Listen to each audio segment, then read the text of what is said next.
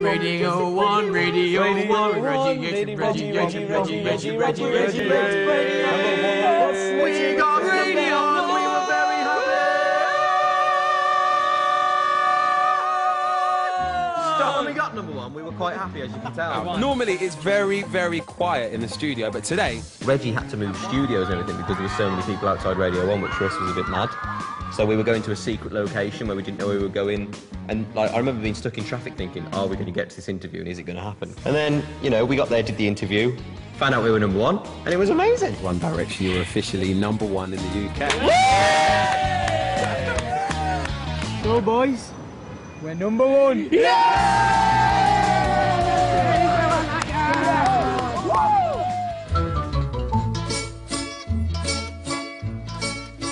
When the moon hits your eye like a big pizza pie. Fresh from their UK number 1 single, the boys headed out on a European tour to promote the band.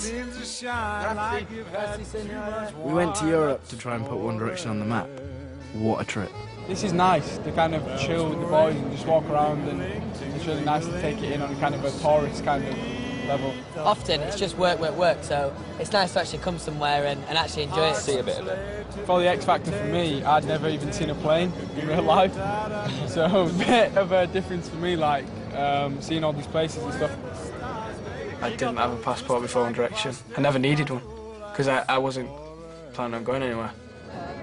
I don't think we'll have that many fans here in Milan, because like people don't really know who we are, I don't think. They're just maybe off YouTube if they've seen a clip on YouTube or whatever, but I think that's pretty much it. I don't expect there to be a lot of people there today.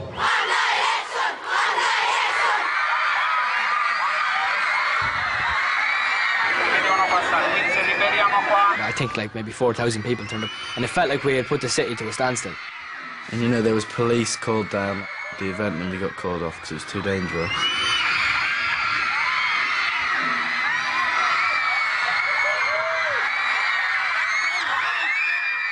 Parte della mia vita, so che è una cosa stupida, però non lo so, mi emoziona a parlarne perché... Ho visto la scritta! Quante ore di fila? 8 ore di fila? E solo per stringergli la mano e vederli. Let's be honest, if we were around, say, 10 years ago, people would have no idea who we are, because obviously there wasn't Twitter, there wasn't YouTube, so there's none of that. You come over to a country where you've literally done absolutely zero promotion, and just through the power of the internet, that's why we've got such an amazing fan base out here. We owe all of our career to electricity.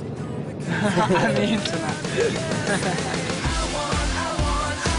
We did 4 countries in 4 days, which was such a buzz. It was pretty amazing.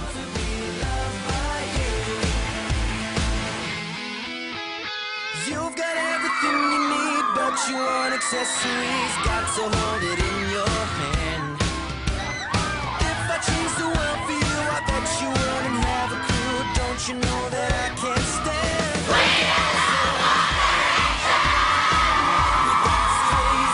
This has been like a mayhem out here. The girls have been screaming and falling, and so how do you cope with this?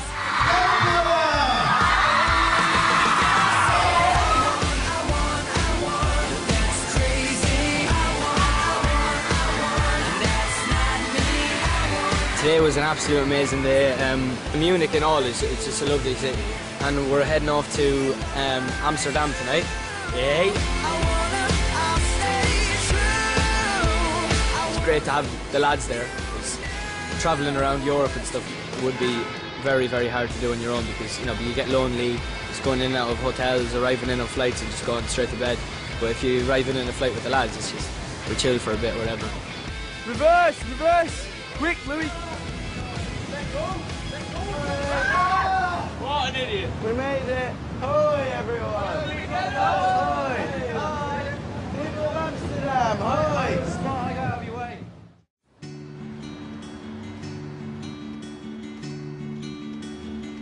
I'm Trisha, and I'm Zayn Malik's mum. Go on. Go on, Lee, don't ask you. Go in order then. You've got oldest, second. I'm Donia, and I'm Zayn's oldest sister. Julia, she's second.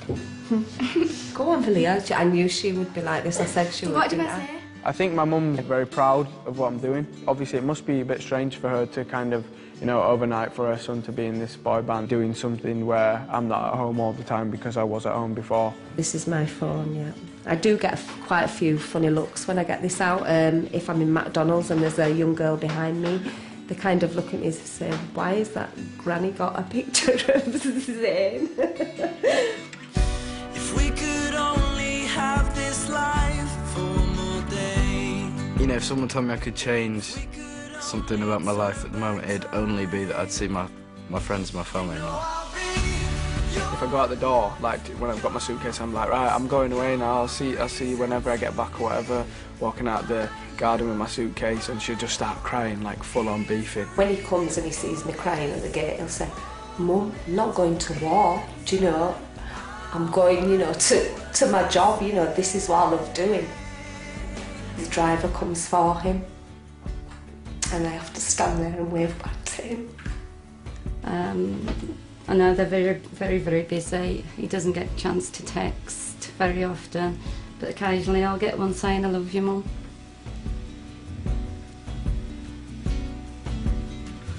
I have moments because, you know, the empty nest syndrome. Both my babies have gone now. I wasn't expecting Harry to have gone yet. I wasn't expecting to leave home for a few years, let alone move down to London and kind of be doing all this crazy stuff. That's part of them growing up and flying, isn't it? I'll just stay at home with the cat. Last year, my mum and dad got divorced. It must be so much harder for her, actually, because I am living this fantastic life and going through each day and being busy each day, whereas she's still, you know, kind of in the old life that I was in, but without me. And like, she always says that like I was like, I'm like one of her best friends, so like it must be really difficult for her to kind of not get upset and not miss me as much. I'm so far away, and like,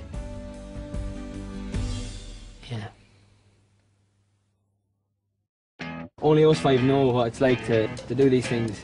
That's what makes you beautiful.